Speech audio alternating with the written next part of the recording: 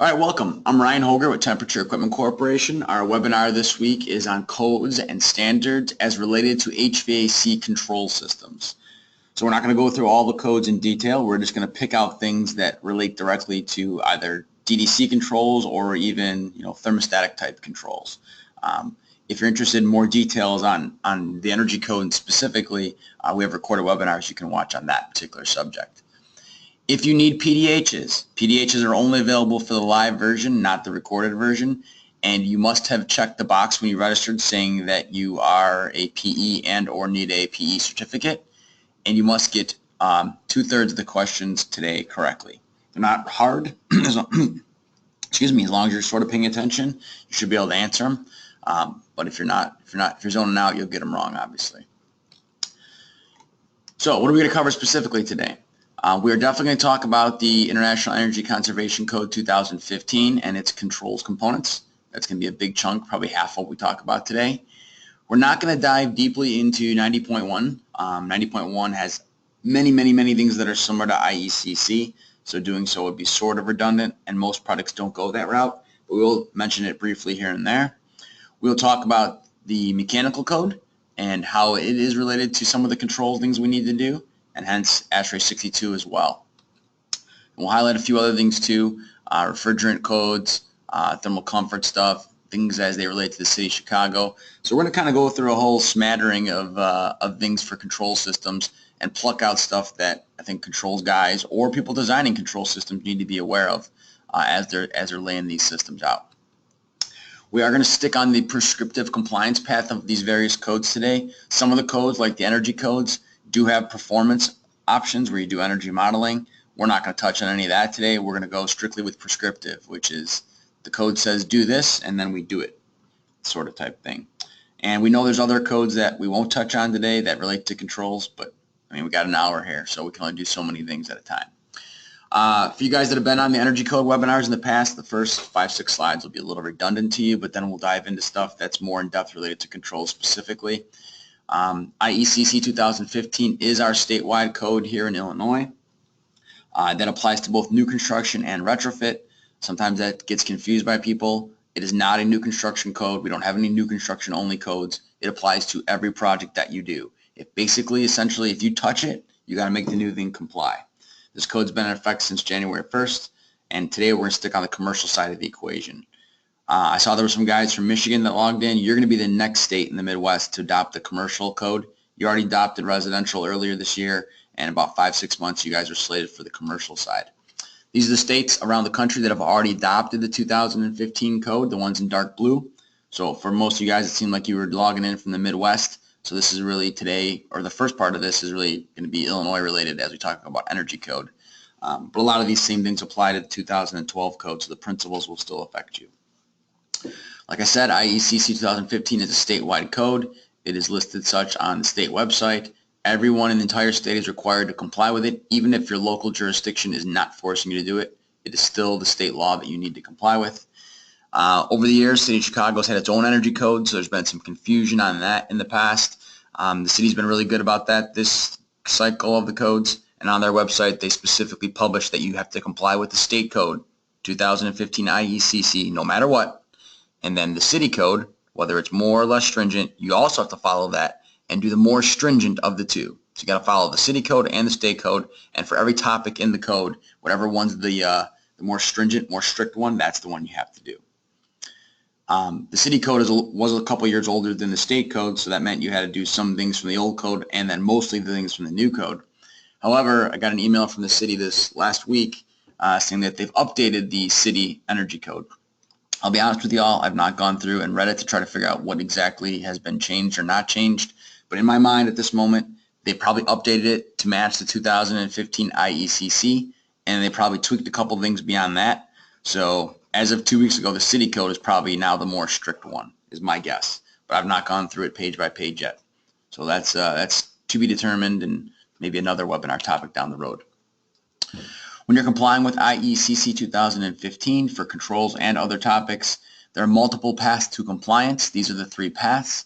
The first one is you can throw your code book in the trash and comply with ASHRAE Standard 90.1 2013.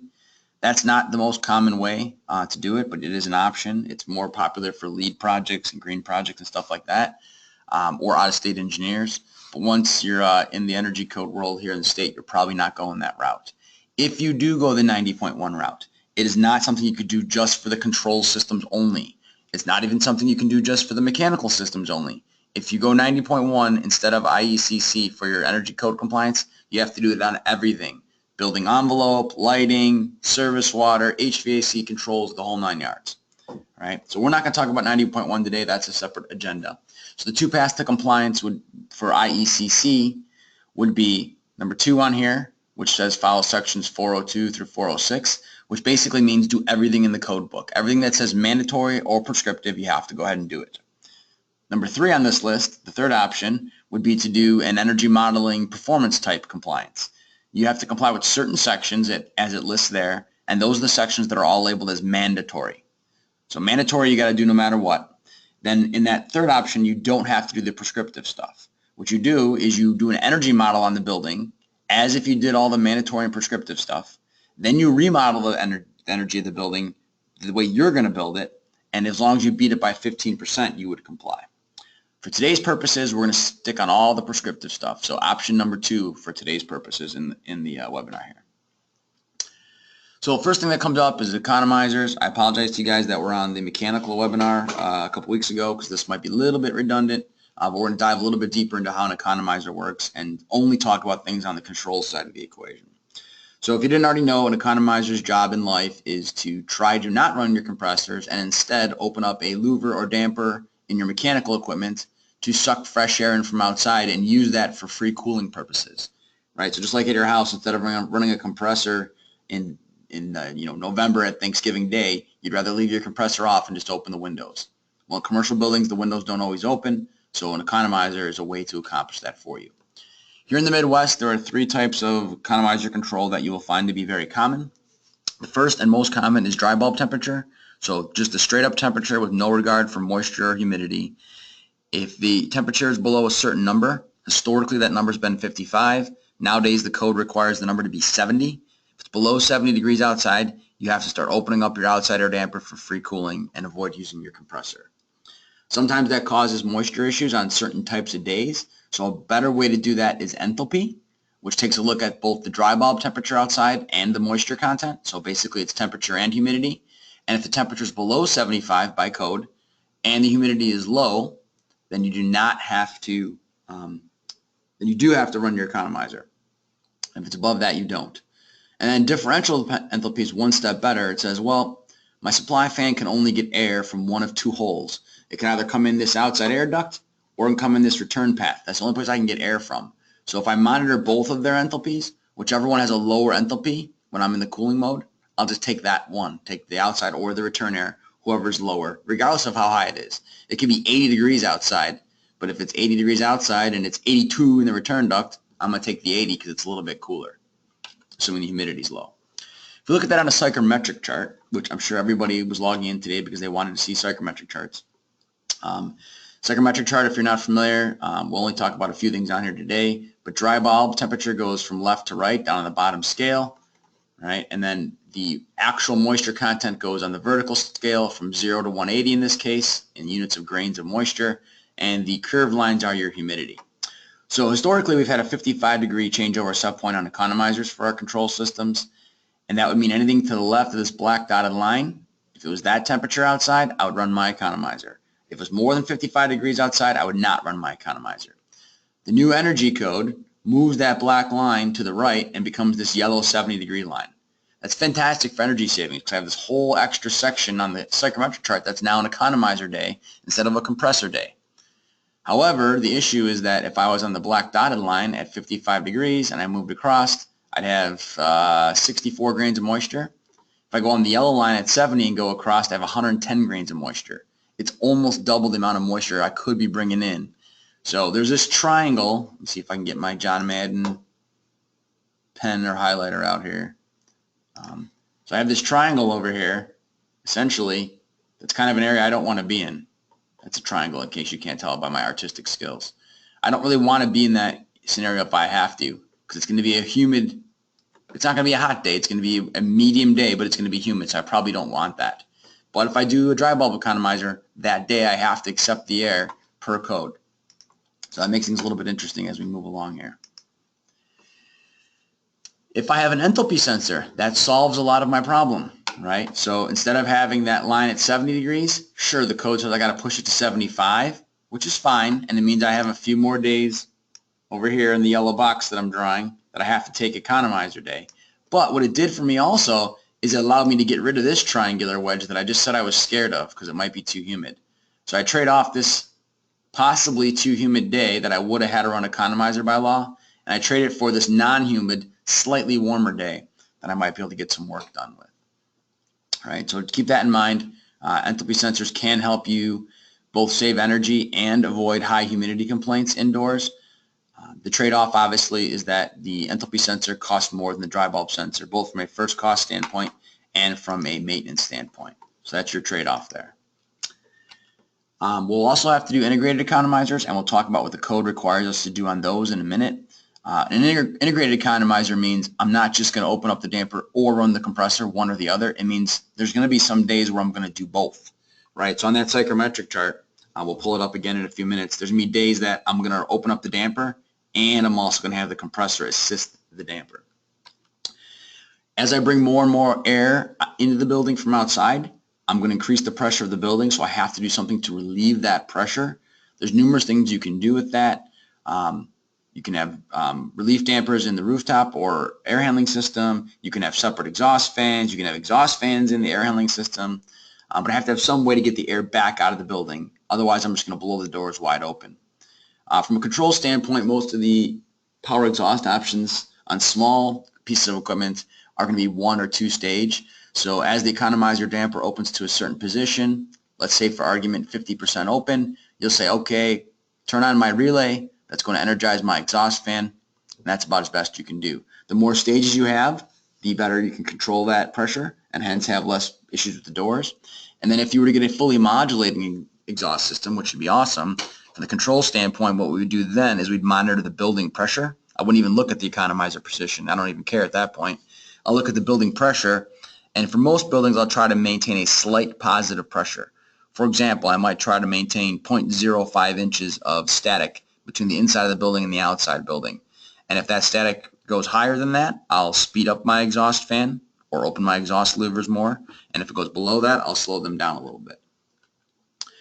I'm going to have to interlock my control system to this economizer for occupancy as well. For those of you guys that were on a couple weeks ago, you remember that the code requires us to shut all outside air intakes when the building is unoccupied. So my economizer is an outside air intake, so I have to shut that damper when the building's unoccupied. And in order to do that, somebody has to tell them it's unoccupied. That could be my building automation system, or it could be a simple thermostat that can tell me that. Bob X types in a question, and by the way, if you don't know, on that question chat box in the bottom right hand side, you can type questions in and I'll try to answer them. Bob asks a relevant question here. How reliable are enthalpy sensors and how long do they last? So no matter what answer I give here, I'm probably going to make somebody mad because people that have been burned in the past like to say they're never reliable, and people that manufacture them say, oh, all the problems are in the past and they're super reliable now. So I'll just tell you my experience.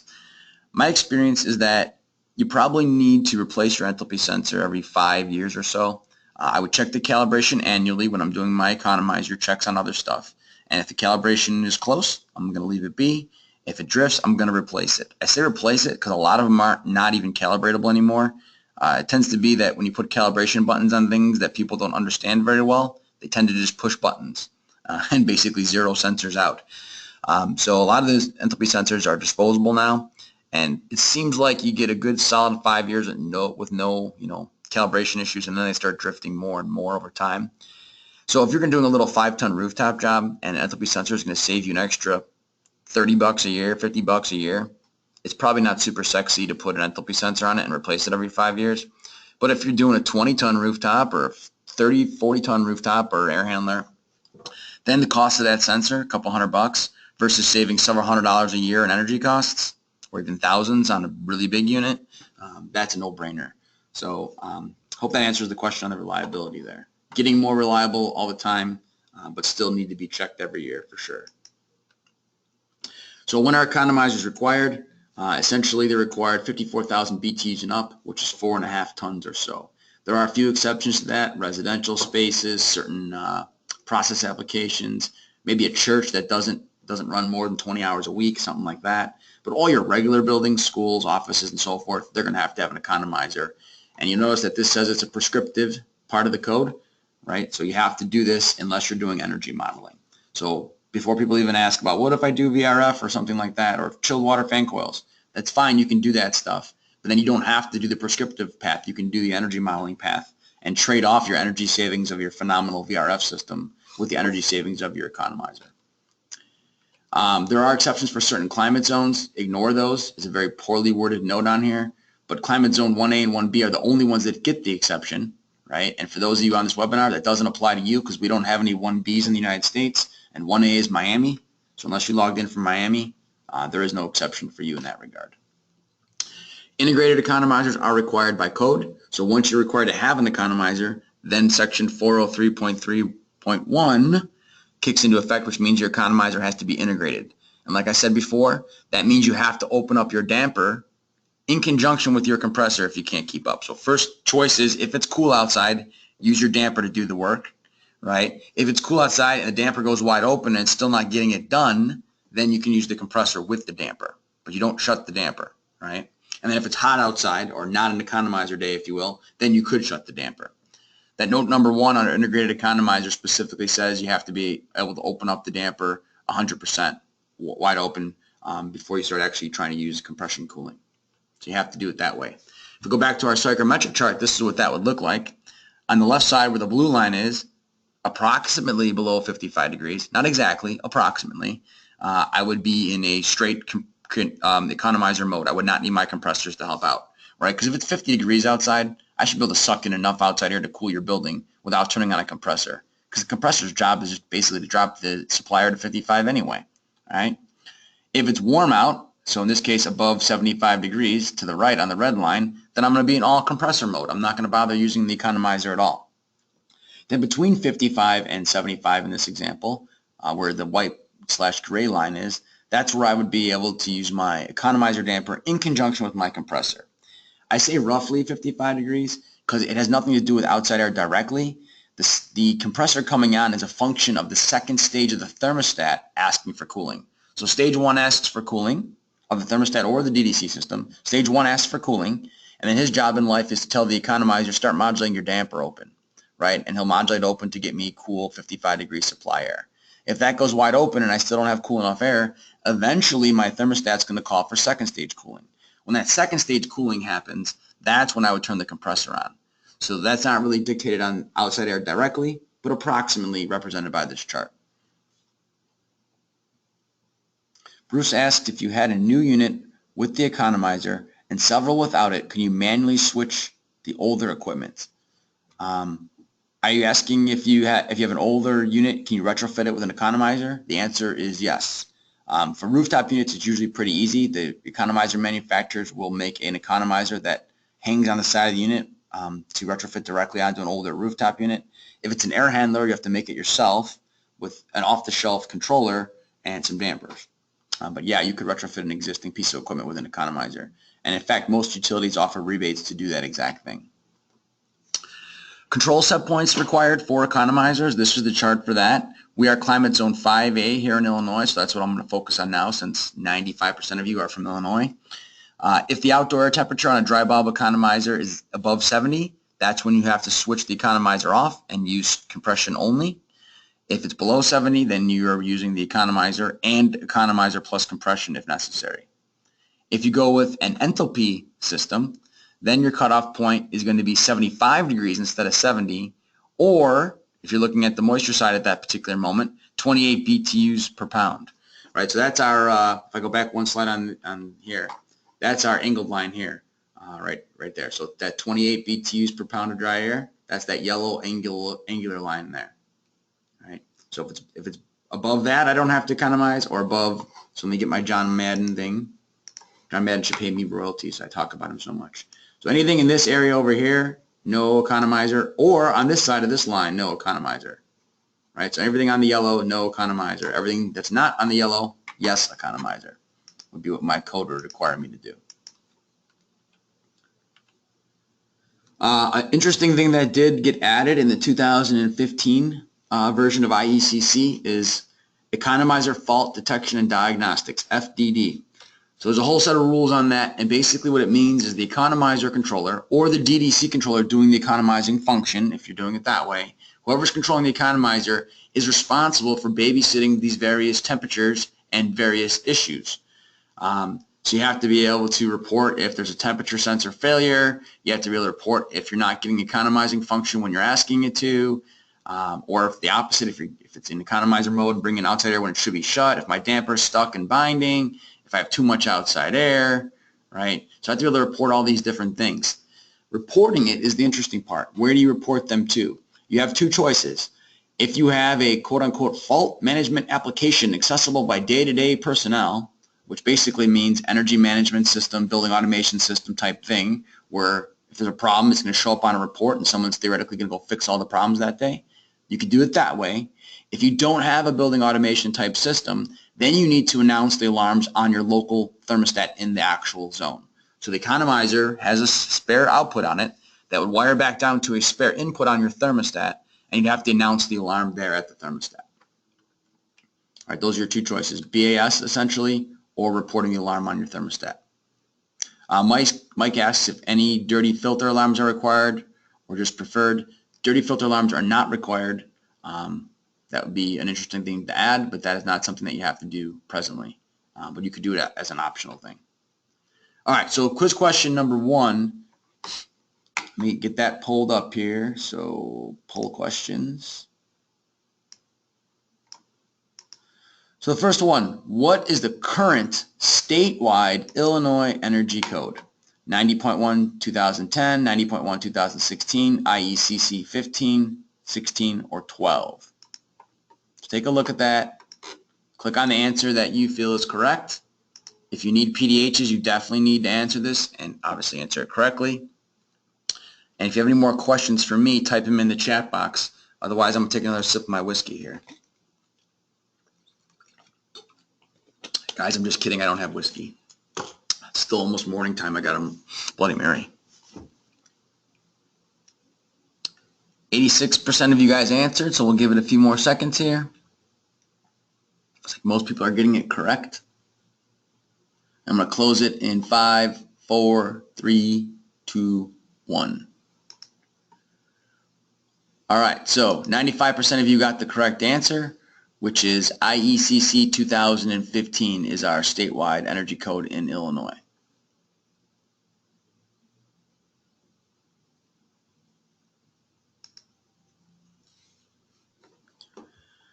All right, I'm going to move on.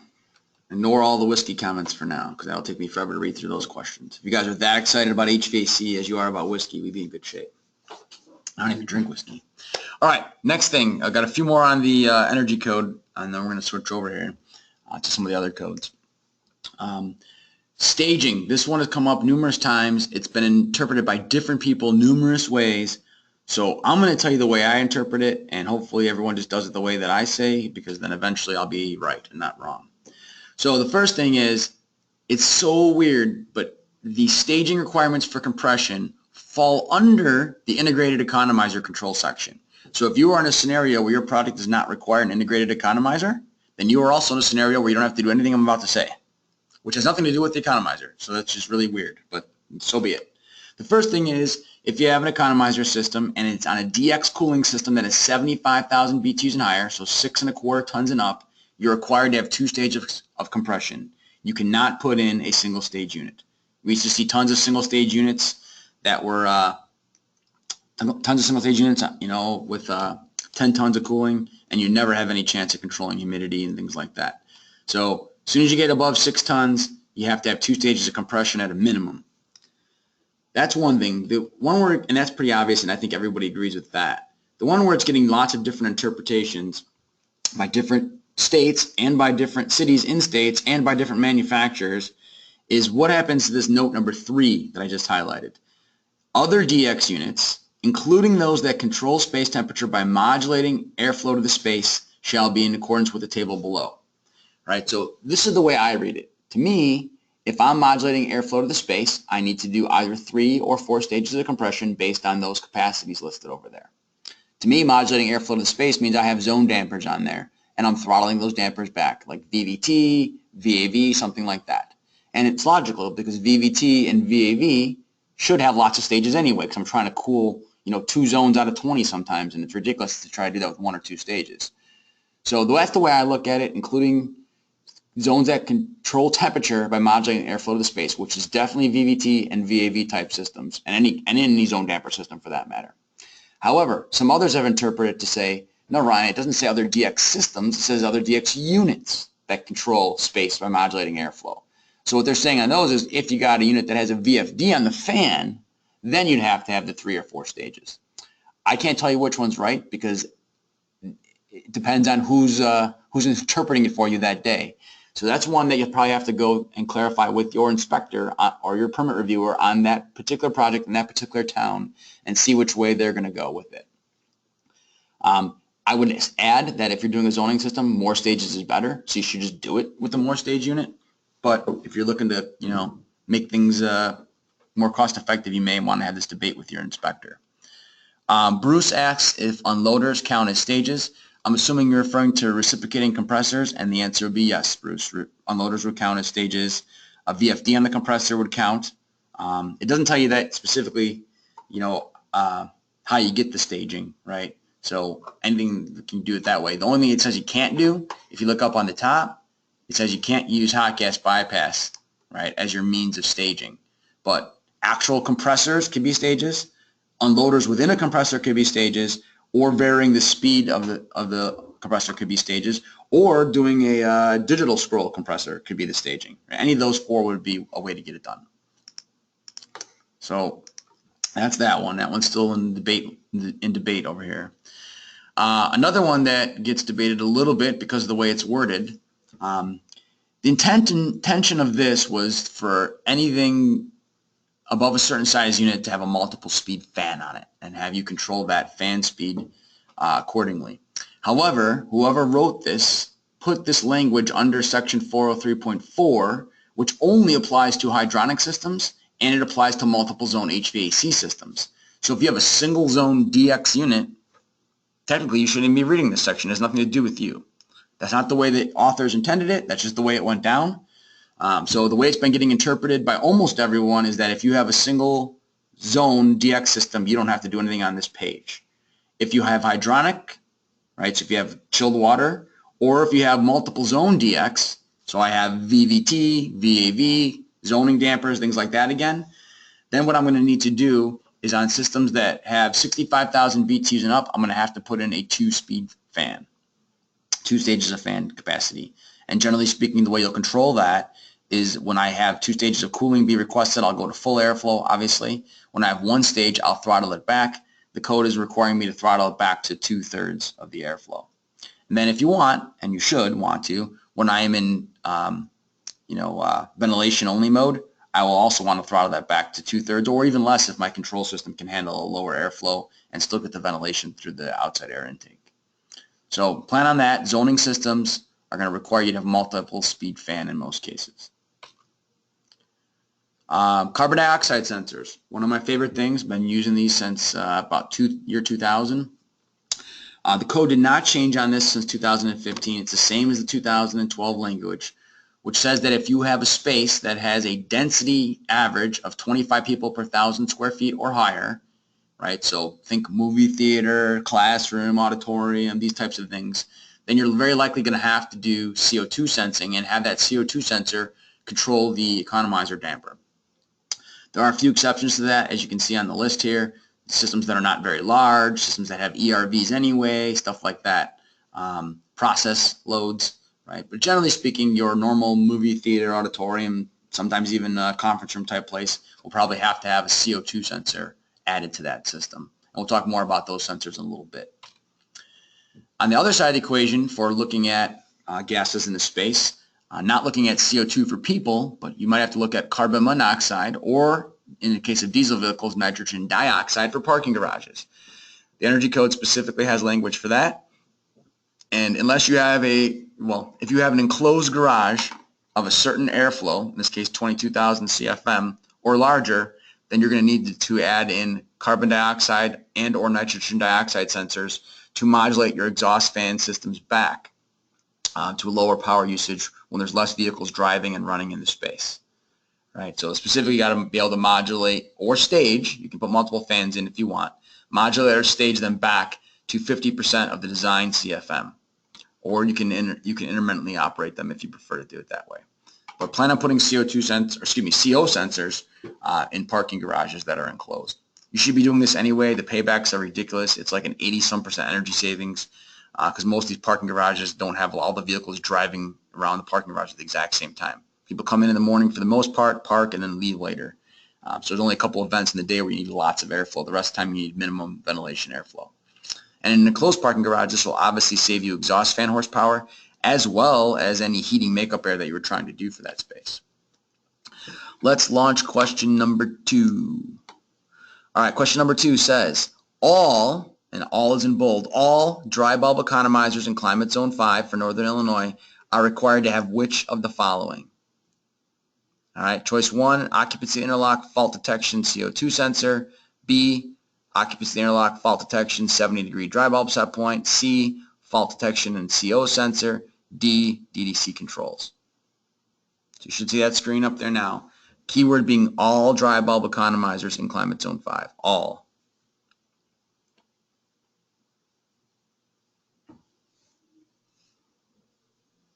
If anybody else has questions they want to type in, please do so.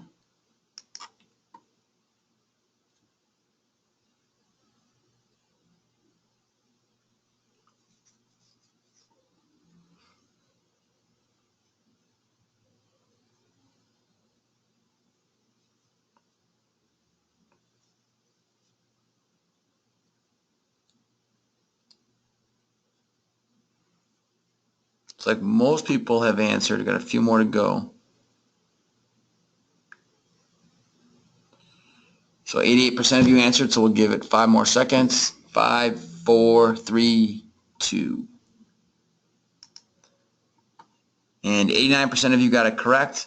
You're required to have an occupancy interlock to your economizer. You're required to have fault detection on all your economizers. And then if it's a dry bulb economizer like ours is, the set point is 70 degrees.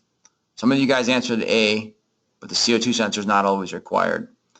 C, is flat out wrong because the carbon monoxide sensor would never be required on the economizer, and DDC controls are not required either. So the correct answer is definitely B. All right, let's hide that and keep moving on. Maybe.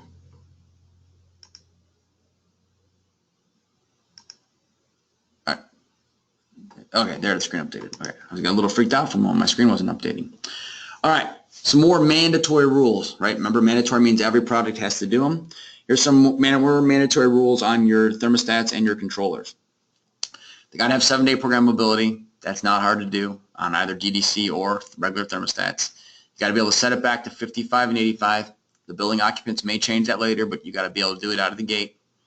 55 and 85 are a little extreme. I usually use 60 and 80, but that's the rule. Got to have at least a 5-degree deadband. That means between your heating and cooling set points, you have to have at least a 5-degree spread. You are not allowed to set your building at 72 heating and 74 cooling. It's got to be at least 5 degrees. Once again, a month from now, the building occupants may do something totally different, and that's what they do. You can't control that. But for design and installation reasons, purposes, or times, I should say, you need to have a 5-degree deadband between the heating and cooling set points. So 70 and 75 would be the recommended heating and cooling starting set points.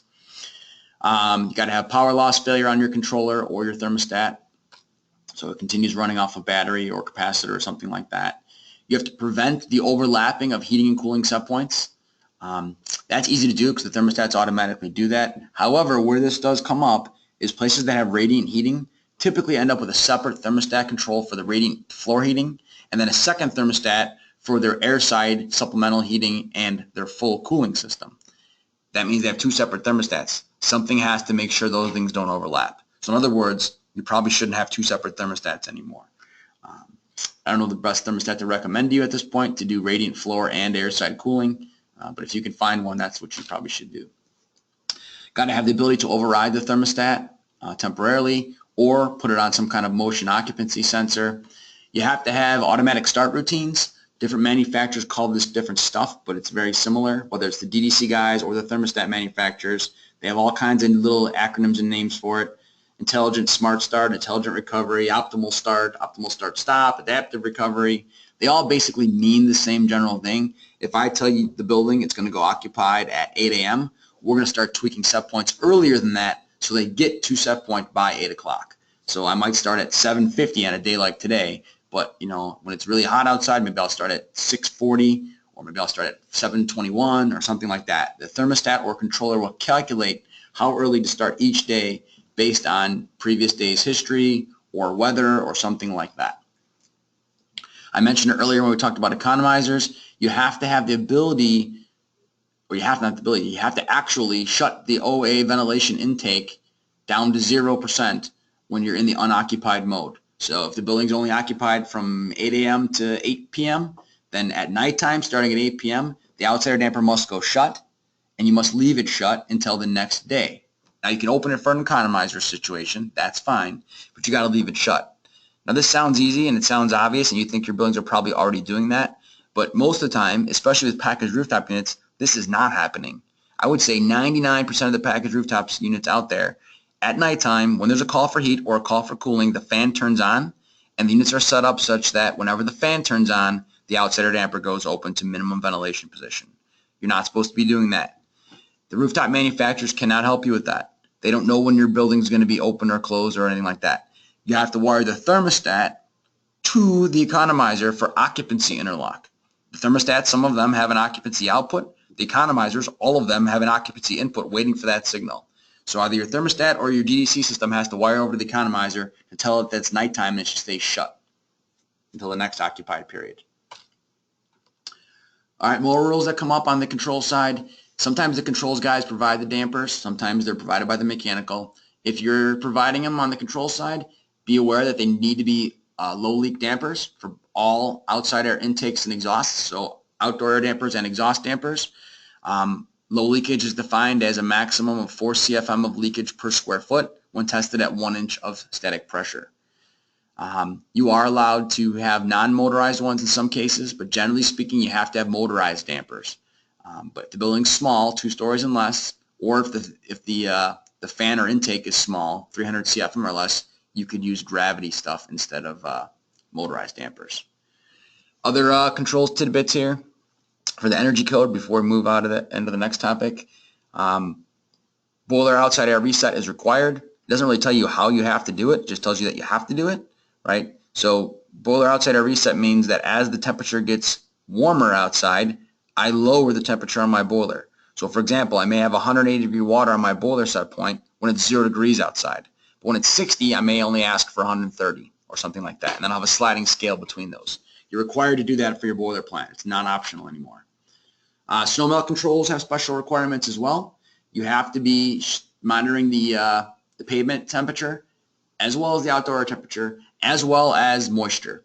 So if the pavement is above 50 degrees and there's no moisture falling, you have to shut off the snow melt system. If it's above 50 degrees pavement, the snow is going to melt off the pavement, obviously. Also, you have to have an outdoor air temperature sensor, and if it's above 40, you have to shut off the snow melt, right? If it's above 40, you're not going to have any issues with it snowing. It might snow when it's 35, 37, 38, right? But it's not going to snow when it starts getting warmer and warmer. So you got to monitor the pavement temperature and the precipitation moisture falling, and those sensors are readily available, and the outdoor air temperature. If you're going to have any heat trace tape on pipes or anything like that, or other freeze protection systems, you're going to heat some cavity that has piping in it or something like that, you have to have a thermostat in there that if it's above 40 degrees, you have to cut off the heat trace tape. So you can't just let it run wild, and you can't put on a switch or rely on somebody to do it or put on a timer or anything like that. If you're going to do any heating outside whatsoever, you have to have an occupancy sensor. All outdoor heating is required to be radiant, so that means tubes in the ground, or it means overhead infrared heaters, which is more common. But in either case, you would have to have a motion type occupancy sensor on there, or you're not allowed to have outdoor heating at all.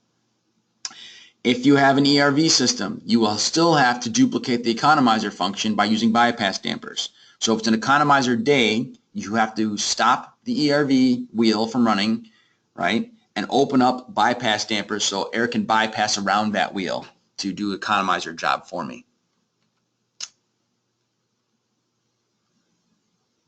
Bruce types in a question asking if we can rewatch this. Yes, this is being recorded, so that recording will be posted in a couple hours. And if you don't know, the link is the same link you used just right now, but if you don't have it or need it, then just let me know later. Hydronics. We have special controls related requirements on hydronic systems. Hydronics are boiler and chiller plant systems, as well as other stuff too. It could be geothermal or water loop system for heat pumps or something like that. But usually we're talking about boilers and chillers. For boilers and chillers, you have to have automatic water temperature reset based on zone valve positions or return water or outdoor air temperature or something like that. They're not very specific. They leave it wide open so you can use the control routine you want, but you cannot have a fixed water temperature set point on your chiller or boiler. You have to float that temperature set point based on something, and they're giving you some ideas of some things you can do here. You have to have variable speed pumping once you get to 10 horsepower pumps and larger. Right, you cannot run them at fixed speeds. You're going to have to be able to vary the flow through them, so you're going to put VFDs on them. You should already be doing that at 10 horsepower anyway, but in case you weren't, the code now makes you do it. You have to have isolation valves. So if you have multiple plants on your chiller or multiple plants on your boiler, you have to have valves on those piping systems to shut the water flow off through the chiller or boiler that's not being used. So if you have 2 chillers and you're only going to run chiller number 1, you have to valve off automatically, not with hand valves, but automatically with controls, valve off chiller number 2 so water doesn't flow through there, because right, that's going to bypass the water and cause you to run the plant more, and it's going to take you more energy to pump it. And likewise, you got to reduce the plant flow when there's multiple plant systems. So if you have 2 boilers, you cannot run it, regardless of the horsepower, you cannot run at a fixed speed. You're going to have either 2 separate pumps to reduce the flow, or 1 pump and modulate it back, or 1 pump and stage it back, or something like that. But you can't run the same GPM through the plant as other boilers and chillers shut off. If you have 2 pipe systems, I apologize to you because you have an uncomfortable building. Nobody likes 2 pipe systems. Obviously, you only get heating or cooling, not both, and all the occupants hate that. But some buildings already have it, and that's the way it is, and you're stuck with it. If you're doing work there and you're rehabbing the building and putting in new stuff, these are things you're going to have to pay attention to if you're installing or renovating a 2-pipe system. You have to have an outdoor air deadband of 15 degrees. So that means if you want to turn your boilers on when it's below, 60 degrees, but you want to turn your chiller on when it's above 65 degrees, you cannot do that because that's only a 5-degree deadband. You got to spread them by 15. So you have to say, okay, I'm going to put the boiler on when it's below 50, and I'll put the chiller on when it's above 65. All right, and between 50 and 65, you don't get a boiler and you don't get a chiller. Right there, that alone should make you be scared to put a 2-pipe system in. You have to wait at least 4 hours before you switch from heating to cooling mode. That way the system can use the residual heat in the piping network as opposed to heating it up, cooling it down if you want to flip back and forth. And a maximum 40-degree temperature differential between the heating and cooling modes at the changeover point. So you got to wait until these temperatures get close to each other before you're even allowed to do the changeover. So some very specific rules on that, because 2-pipe systems in the colder seasons of spring and fall can be pretty good energy wasters. More hydronic rules for control stuff.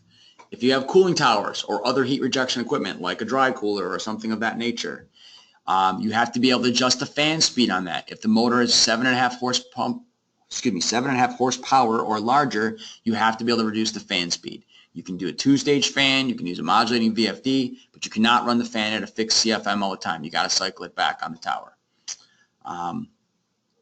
You can control the speed by leaving water temperature, or you can do it off of the condensing pressure. So a lot of the chillers have an output on them that is for referencing the pressure of the condenser side of the chiller.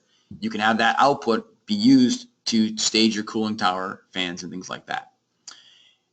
If you have a multi-cell cooling tower, right, so you have one cooling tower, and let's say you have 4 cells inside the cooling tower, you have to, and 4 fans obviously, you have to operate all the fans at the same speed. You cannot run one of the 4 fans if water is flowing across all 4 sections, right? So if I'm going to flow water across all the sections, I have to have all the fans on. Otherwise, you're going to have bypass, which is going to lead to inefficiency.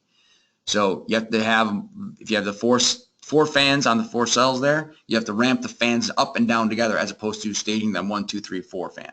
So instead of 1, 2, 3, 4, you'll go Everybody 25%, everybody 50%, everybody 75%, everybody 100%. If you have water source heat pump loops, which is fairly common in downtown Chicago, obviously, there are some rules for that. You have to have a water temperature deadband of 20 degrees between the boiler and tower operation, right? So you could say if it's below, 60 degrees, we can run the boiler. If it's above 80, we can run the towers. But between 60 and 80, you're not going to use either one of them, right? And you can make those numbers whatever you want as long as there's 20 between them. You have to have a heat exchanger between the loop and the tower, and you must stop the tower pump and close the isolation valve. All right. So there are some rules there on the control side you're gonna have to pay attention to. Let's do quiz question number 3, and then I'll go back and read your guys' questions I might have missed. So number 3, which of the following is not, NOT, not required on all, all zoning systems with DX equipment 5 tons and up? Right? So my choices are not required, 3 stages of compression, economizer, 2-speed fans, outdoor air reset, or both A and C. Which one's not required for all zoning systems on DX equipment? And I'll give you a clue. Do not pick A. I know there's the debate on that. I mentioned the debate. We're going with it the way it's in my head, not the way the debate was. So A is the wrong answer. I'm giving you a freebie. Do not pick that one. Okay, and then logically you wouldn't pick E, guys. You see you're picking E, but if A is wrong, then E can't be right. So you only got 3 choices, B, C, and D.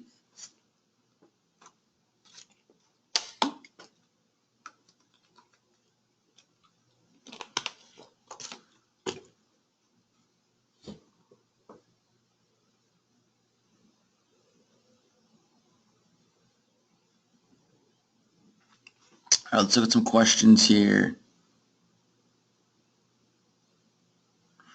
Mark asks, how does the mandatory deadband of 15 degrees for 2-pipe systems apply to systems without automatic changeover?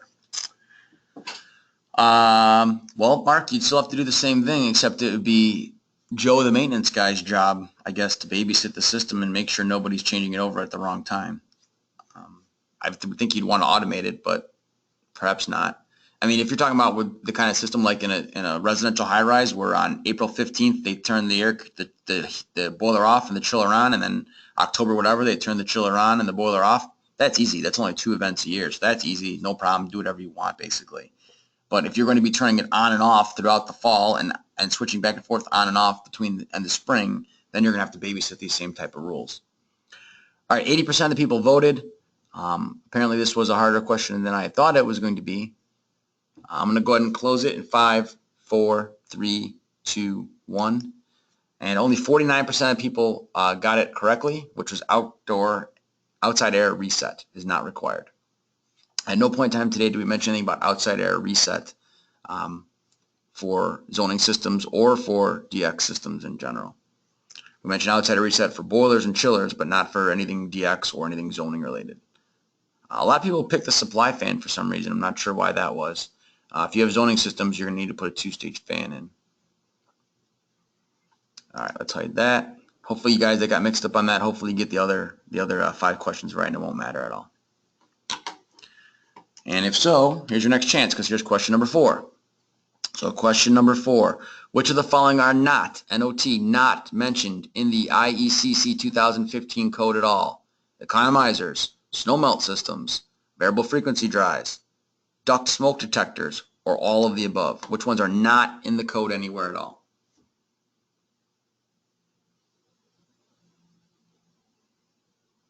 So far everybody's got this one right, so we're doing good.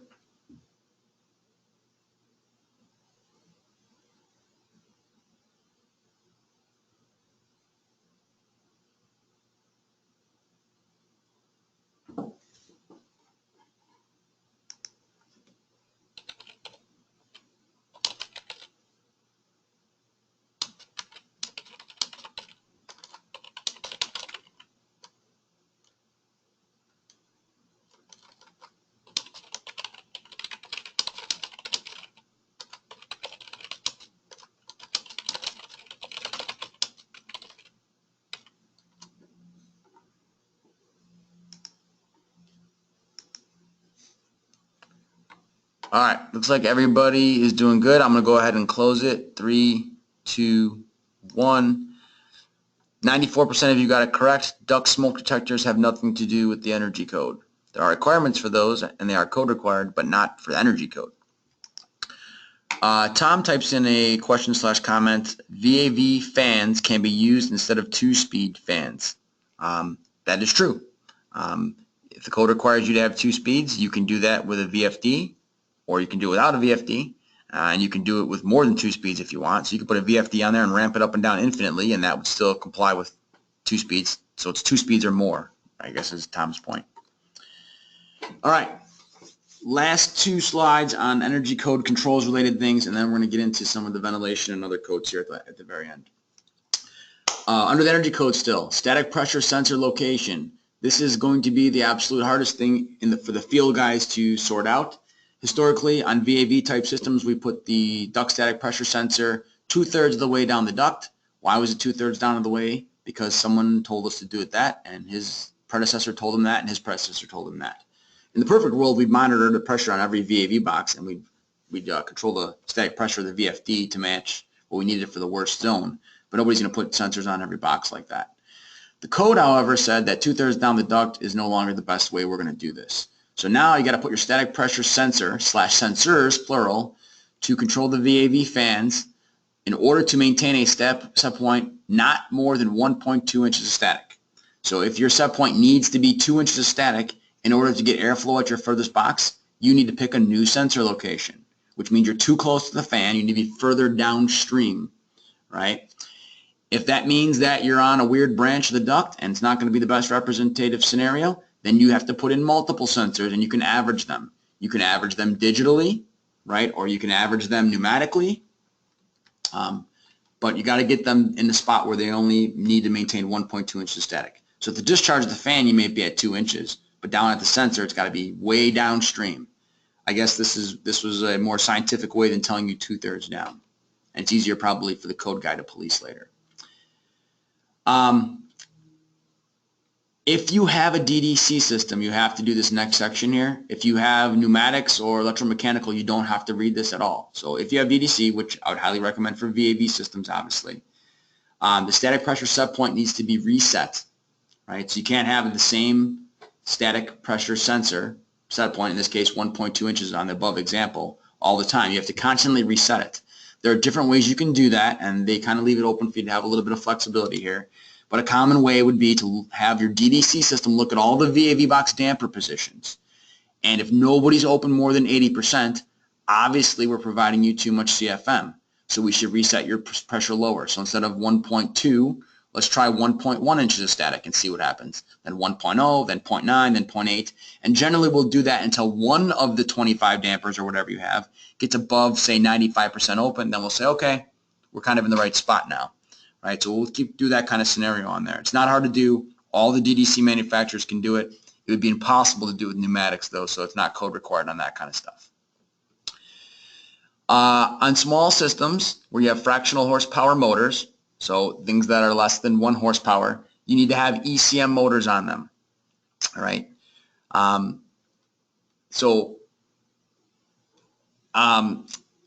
That's going to come into play. I'm going to pull this up right now. It's going to come into play on series fan power boxes. Series fan power boxes are going to need to have ECM motors.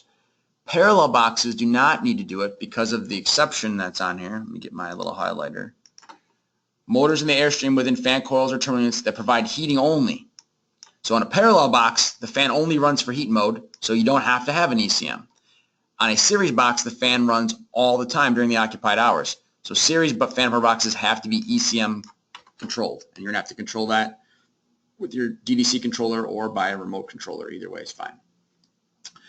The last thing on these systems is that you have to do supply air reset. So not only have to reset the static pressure of the system on the last screen, you also have to reset the supply air temperature. So that means instead of your VAV system providing a constant 55-degree air all the time, as the zones need less cooling, you can monitor them, and as they need less cooling, you're going to have to reset that temperature from 55 up to 56 or 57 or something like that. This rule, unlike the static pressure reset, is not only for DDC. This rule is for everything. So even if you have an electromechanical control system or pneumatics, you still have to do this. Now, in those cases, you would not reset it based on the room temperature. You may have to, or on the VAV box zone temperatures, you may have to put in a single room temperature to do it or something like that. But you do have to reset it, and you have to reset it at least 25%. So 55 to 60 would comply. 55 to 58 would not get you a 25% reset, so that would not be sufficient. So generally speaking, 55 degree set point, reset it based on the zone temperatures needs as a group up to a maximum of 60 degree discharge. Oh, last one, I'm sorry. This is the last one on the energy code. As you know, the energy code does not allow you to run reheat on your zones. You can't do constant volume reheat anymore or anything like that. You can't do multi-zone where you mix the hot deck and the cold deck. None of that's allowed anymore. And likewise, you would think with a VAV system, well, I can't turn on a reheat coil in my duct if I have this unit running cooling mode. There's an exception to that, and you are allowed to do it, but essentially for the VAV system, you have to go under 30% of the total supplier CFM first, and then once you've done that, then you are allowed to energize your electric heat or modulate your hot water duct heater or something like that. Right? So you are allowed to do reheat on a zone-by-zone basis if you have a VAV damper in there to modulate the airflow back first to minimize the reheating. Right? But you can't do straight constant volume reheat coils anymore with no damper. All right, a few more. ASHRAE 62.1, I'm assuming you're all familiar with it. This dictates the ventilation rates that we have for most of our codes. I think almost every code follows this, with the exception of the city of Chicago, we'll talk about in a second. Those numbers have varied over time. They've generally been a per person number, right? And a lot of the buildings that you're retrofitting now had the old 10 CFM per person number, 5 for a while. In the 90s, we had 15. We got up to 20. Now we're approximately 17 CFM per person for an office building. And there'd be a chart like this for non-office buildings, right? You could do it for every type. I say approximately 17 CFM per person because back in 2004, addendum N, all right, so for 2006 energy or International Mechanical Code, we had the change where we don't look at the per person only. We now have a per person and a per square foot number, and we add them together. But for the average density, it comes out to be about 17 CFM per person. So you're required to bring in a certain amount of outside air. You have to do that. There's no choice on that matter. And you have to have controls that basically babysit this stuff, so you make sure you get the right amount of outside air intake. It's the control system's job to bring the outside air in. Sure, there's an air balancer that comes to check it, but the controls guy has to make sure it's right, as well as the air balancer. So specifically, if you look at some of these formulas, and we probably don't have time to dive into it deeply, so I'll just kind of tell you what the formula means. Basically, what this is telling me is that I have to look at both the per person number, PZ, and the per square foot number, A sub Z, right? I have to take those, multiply it by the area, and multiply the other one by the per person, add them together. So the people times the per person number plus the square footage times the per square footage number will give me my total breathing zone that I have to bring in for CFM to the space. It's easier if we look at it this way on the table. This is ASHRAE 62. The International Mechanical Code has a very similar type of table. If I look at the office space example, which is very common, as you can see, I have to have 5 CFM for every person plus 0.06 CFM per square foot, and I add those two numbers together. Right? And if I have a different type of space like a daycare, then it's 10 plus 0.18, which is obviously a much bigger total answer.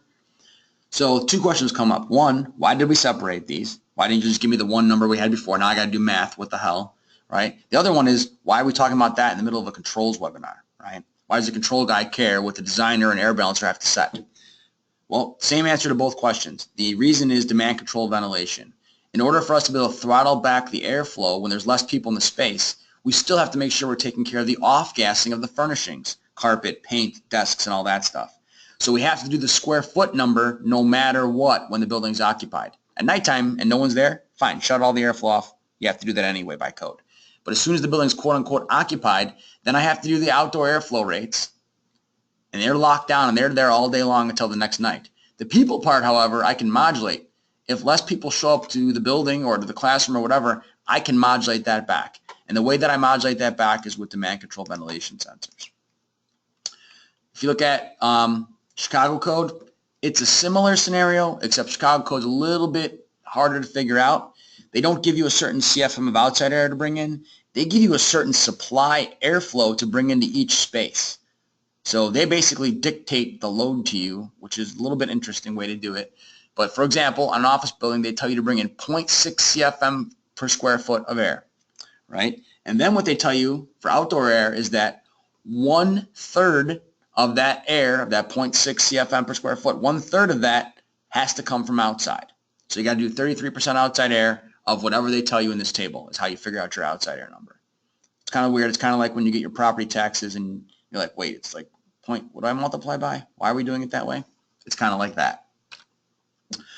Like I said, in both cases, the reason for both cases, in the ASHRAE 62 and the IMC in their cases, separating those is for the purpose of doing this, which is demand control ventilation, which is allowed by ASHRAE 62 and allowed by IMC and required by 90.1 and required by IECC. So specifically, you're allowed to do demand control ventilation, and it's been that way for over a decade now. City of Chicago also allows you to do demand control ventilation. It's a little bit different there. Instead of telling me the per person number and the per square foot and letting me modulate the person, since the City of Chicago doesn't have separate per person and per square foot numbers, instead the way they babysit it is they dictate to you the parts per million of your CO2 sensor that you have to maintain. So that's their way to kind of enforce it. Right? So 1,000 parts per million is a fixed set point in the City of Chicago.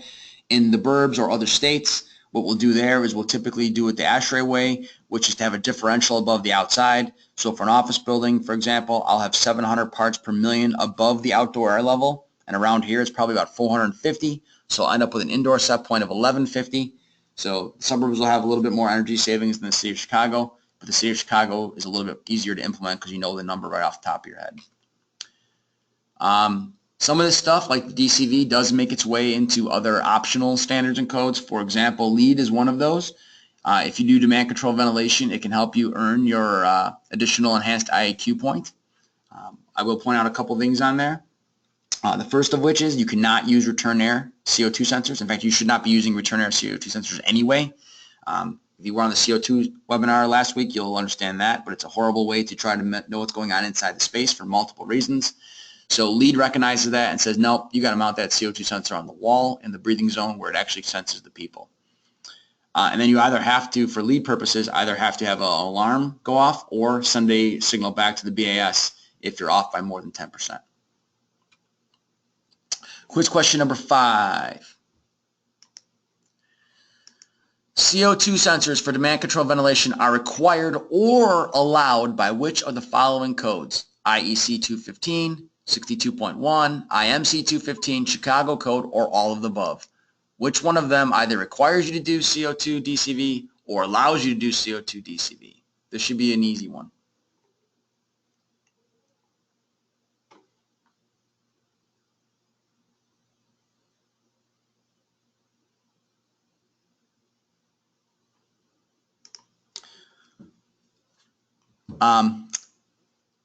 Philip has typed in a question while you guys are doing that. How do ECMs save energy, and why is that a code requirement? ECMs save energy in two ways. The first of which is that an ECM motor is inherently more efficient than a PSC type blower at most airflow capacities, which is why residentially there's tons of rebates and requirements and code requirements for ECM motors on furnaces. So the same kind of idea and logic is being applied over to some of the commercial stuff over here. An ECM motor is essentially like on a large commercial piece of equipment. If I had a big fan and a big motor, I'd put a VFD on there to save energy. Well, on these smaller motors, VFDs aren't really applicable for size reasons, so we're going to put ECM motors on there, electrically commutated motors. So not only is the motor itself inherently more efficient than a permanent split capacitor motor, but then we're actually going to start varying the speed. And once we do that, that's when we'll have some real measurable energy savings. If you don't vary the speed of an ECM, there is the ability to have the debate on whether it really saved you any energy. Just like when I put a VFD on a large fan, if I never throttle the VFD down below 100%, I'm probably not going to save any energy. In fact, I'll probably lose energy because of the energy losses of the drives itself. So you really got to be able to turn it down below maximum to save energy. All right, we're going to close the poll question. 99% of you got it correct, which was E, all of the above. So that one was a no-brainer. All right, a couple more slides, then one last question and we're wrapped up. ASHRAE Standard 15, hopefully you are familiar with. ASHRAE Standard 15 is the refrigerant standards. So there's 15 and ASHRAE standard 34 work together. 34 classifies the refrigerants. ASHRAE 15 tells you what to do with them. Some of those requirements do apply to control systems, specifically this one here for the chiller rooms. So in a chiller room, so a chiller that's mounted inside a building, I am required to monitor the refrigerant in that particular room for whatever refrigerant I have, R22, 134A, whatever it is. I got to have a sensor in there that monitors that refrigerant. And if it is a refrigerant leak, I have to do a few different things. I have to have an audible alarm and a visual alarm, both inside the room for anyone who's in there and outside every door to the room to make sure nobody goes in there, right? That's a big thing because I'm going to have multiple doors to this room, so I'm going to need multiple sensors. And I'll show you that on a map here in a second. When am I actually going to alarm, right? So the codes and stuff refer to this TLV, TWA. That was the ASHRAE standard 15. Chicago code has the same kind of language saying the same kind of thing. You got to have visual and audible alarms mounted outside every single door and inside the room, right, based on the TLV and TWA values, right? So the Chicago code and ASHRAE 15 are essentially in sync for this discussion for controls, refrigerant stuff. So when are we going to have these alarm points, right? So because the standards people like OSHA and those folks don't tend to use the same acronyms as we have in some of these codes, I try to put it all together for you here in an example. So if I take a popular chiller refrigerant, 134A, the TWA, which would be equivalent to 1/4 of the OEL limit if I was talking about the OSHA people, I'm going to have a set point of 250 parts per million. If it gets to 250 parts per million, I'm going to go into an alarm. That means I'm going to sound my sound my horns, light up my strobes. If I have a BAS, I'm going to send the signal over there to alarm it over there as well, and that kind of thing. Sometimes I'll have a secondary alarm, STEL. This is the short-term limit. This means I can't be in there for more than 15 minutes without basically, being really sick. From a control standpoint, I typically don't look at that number. If it gets to 250, the crap has already hit the fan. I don't need to know that it's also 500, right? So if I get to 250, bad things are happening, I'm sending an alarm. Most refrigerants are in that 250 category. The only one you'd probably use for chillers nowadays would be 123, and that one has a lower limit of 12 parts per million because it's a little bit more hazardous. But pulling out the numbers out of the tables, that's where we kind of end up. So for today, we'll pretend it's 250 for all chillers.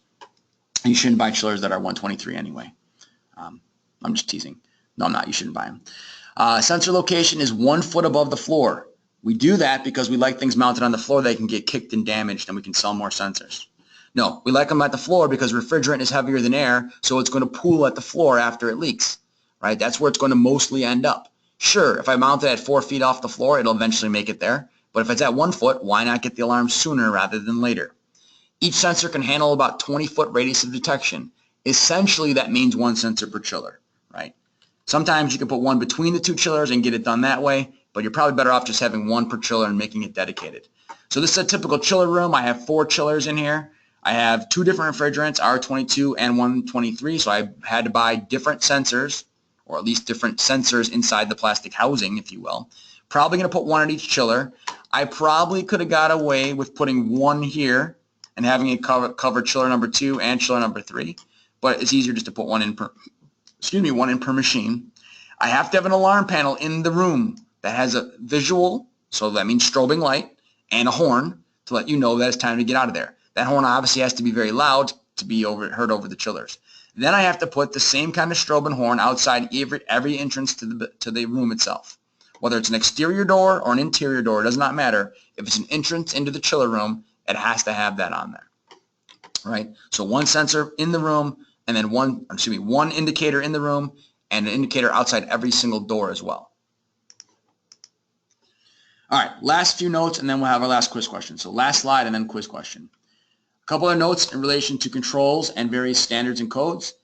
You need to keep the discharge air temperature for overhead heating systems below 90 degrees. You cannot have rooftops and air handlers putting out 110, 120 degree air. Not only is it going to cause comfort problems, it's also going to void some of the various standards and codes. ASHRAE handbook has said this for I don't even know how many decades. And anybody who's been to a Dan Inhout presentation has probably had it beaten into their head 40 times as well. ASHRAE 62.1 picked up on this more than a decade ago. And ASHRAE 62.1, which is your ventilation standard, says if you have hotter than 90 degree discharge air on overhead heating system, which is pretty much every office building that you ever run into, then you are required by code to bring in 25% more outside air than all those tables show. Right? You have to apply a 0.8 factor, which basically comes out to 25% more outside air. So if it said bring 1,000 CFM in, now you got to bring in 1,250 CFM of outside air and pay to heat and cool all that. The reason is if the air is really hot, it'll hug the ceiling. If it hugs the ceiling, it'll probably float along the ceiling out of the supply diffuser and make its way right back into the return, and the fresh air never comes down to the occupants. Right? This is also a comfort issue. If that air is really hot at the ceiling, guess what's at the floor? Really cold floor. And the thermostat eventually gets the 70 degrees that he wants because the ceiling heats its way down to the thermostat and then it shuts off the heat. So you end up with a 110 degree ceiling, and you end up with a 58 degree floor, and it's a really common problem. As soon as you see a space heater under someone's desk in an office building, that's the first thing I would check. I used to go, before I even knew about the ASHRAE 62 code thing years ago when I was in the field, I would cut the second stage heat wire on rooftop units so they never went to second stage, so you never got that really hot discharge air because they were all oversized anyway. Actually, most of them. I'm sure someone sized one correctly at some point in time. So that's a rule that comes up. Another one that comes up is relative humidity. From both a design standpoint and a control standpoint, you're probably going to have to keep everything below 60%. ASHRAE 62.1 says 65% relative humidity maximum in the space. That number is probably 65 because at 70%, it's pretty common knowledge that you can grow mold in a couple weeks. When you get to 80%, it takes just a few days. So if I keep things below 65%, I'm probably not going to have bad mold problem type issues. However, ASHRAE standard 55, which is the thermal comfort standard to make occupants happy, has a maximum threshold of 60%. So I'm going to have to just take the more stringent of the two, and from a control system standpoint, I'm going to control your system to keep it below 60%. That means if it gets probably above 55, 58%, I'm going to have to energize cooling even if the thermostat doesn't want cooling and force it to subcool. And ideally, I'd have speed controls on the fan to slow it down so I can change the sensible heat ratio essentially and do more latent and less sensible. But from a control standpoint, keep that number in your head. If you're putting a humidity sensor in that's controlling a dehumidifier or a cooling sequence and no one can tell you what the set point should be, make it about 55, 54% with a 5% swing in the control routine. So if it gets 60%, turn it on. It gets back down to 55%, turn it off. 60%, turn it on. 55, turn it off. I will also point out there is no lower humidity limit in any of these standards. People have various check figures in their head of 20%, 30%, stuff like that. But ASHRAE 62 no longer has any type of lower limit for IAQ reasons, and the thermal comfort standard never really had a lower hard limit either. Sometimes electrical codes get involved for the controls, guys. A big one is City of Chicago electrical code. Most of you probably know this already. You probably learned the hard way.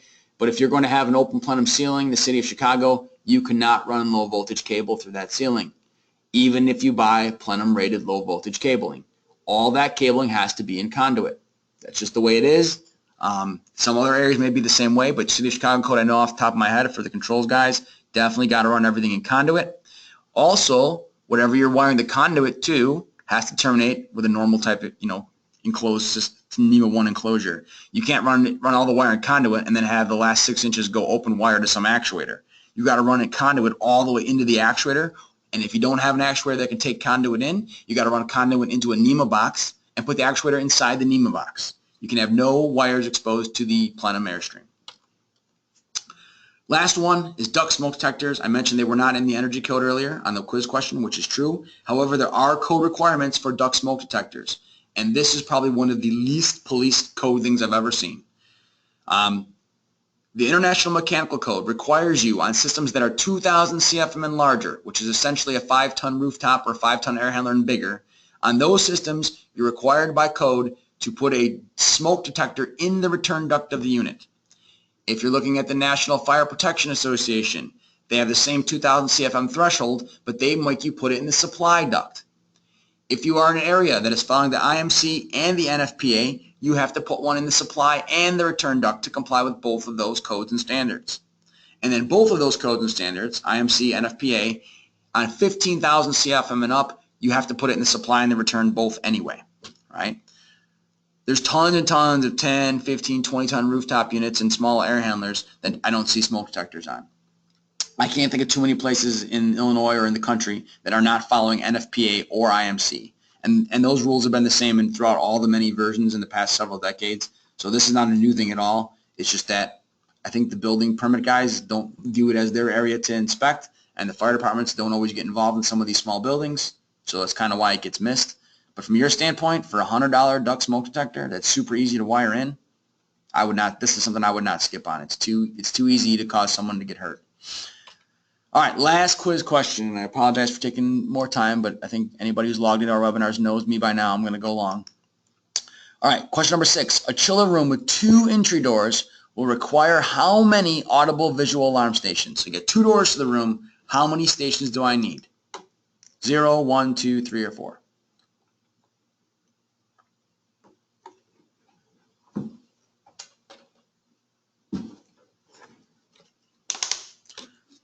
Any other?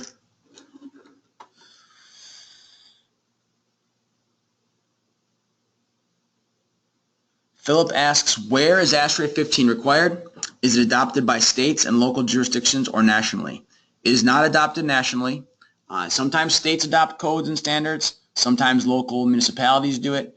Illinois is a home rule state, which means all the local municipalities, villages, cities, counties adopt their own codes. There are a few exceptions where the state does the code adoption for them, such as the energy code. So in Illinois, it'd be based on your local authority, what codes that they have.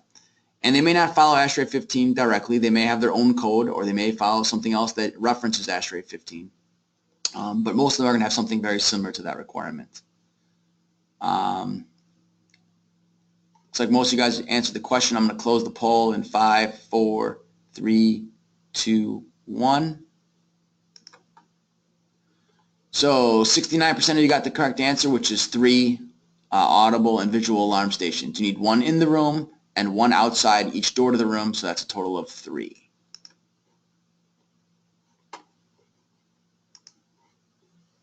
Is my screen not coming back? Okay, there we go. All right, I'm going to read the last couple questions off. We're done with all the quiz questions, so if you're short on time, go ahead and drop out on us. And if you answer the questions correctly, you'll get your PDH certificate in about a week or so. They'll email it to you. Noriel asks, which document the typical refrigerant sensor alarm limits were based on?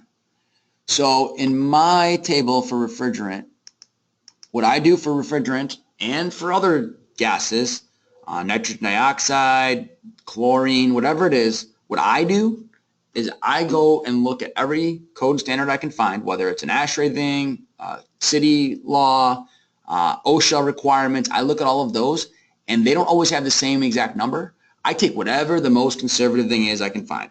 Here's the way I look at it and the reason I do that. Let's say that ASHRAE and OSHA have a different number for something. Let's say, I don't know, I'll make it up. Let's say ASHRAE says 50 parts per million for CO, but OSHA says 25 parts per million, right? I'll control everything to 25. If I control it on the 50 and someone gets sick and died and say, well, you didn't know about the OSHA requirement or you didn't know about the ASHRAE requirement, then I'm going to look like an idiot and I'm going to be responsible in some form or another. So I'd much rather just take the more conservative number and go with that. If I'm leaking a little bit of refrigerant, or I'm leaking a little bit more, or I'm leaking a little bit of CO, or a little bit more, either way I'm leaking it, it's a bad thing. I should start alarming it, and someone should come fix this thing. So I look at every code and standard I can find, and for gases, that usually means ASHRAE, OSHA, and NIOSH are usually the 3 that I end up hunting down, and sometimes ACGIH. I don't remember what that even stands for, but sometimes they have tables for these as well. And for whatever gas I'm concerned with, I take the more conservative numbers off of that and alarm my controls based on that. Syed asks, what about smoke detectors in the city of Chicago? I don't have the code in front of me for the city of Chicago for the fire code, but I'm I'm positive you got to do it at 2,000 CFM. I'm not positive they make you put it in the supply or the return. I don't remember off the top of my head on that. Darren points out, Darren's a former IECC employee, so he knows these things pretty good. He points out that ASHRAE 15 is adopted by reference in the International Mechanical Code. So if you were an area that's following the International Mechanical Code, that code document is going to direct you to ASHRAE 15 for your refrigerant alarming points, right? So a lot of municipalities have the IMC as part of their code, so they have ASHRAE 15 as part of their code indirectly by reference. Thank you for that clarification, Darren. Any other questions from anybody? I'm going to hang on for another minute or two and see if any more questions get typed in. Otherwise, we're pretty much wrapped up.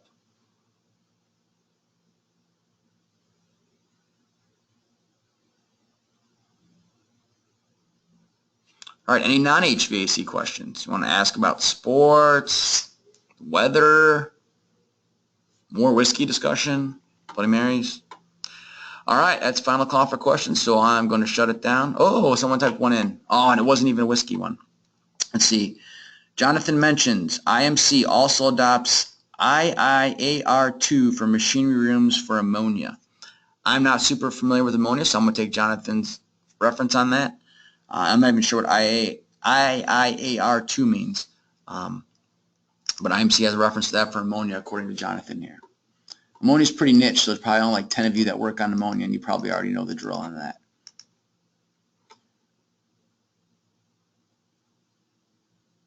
All right, and then the final question. Darren asks, Bloody Marys, spicy or not, with or without vegetables? I actually don't drink Bloody Marys because I don't like tomato juice, but everything else I like spicy and with vegetables. And I appreciate your interest. All right, thanks, guys.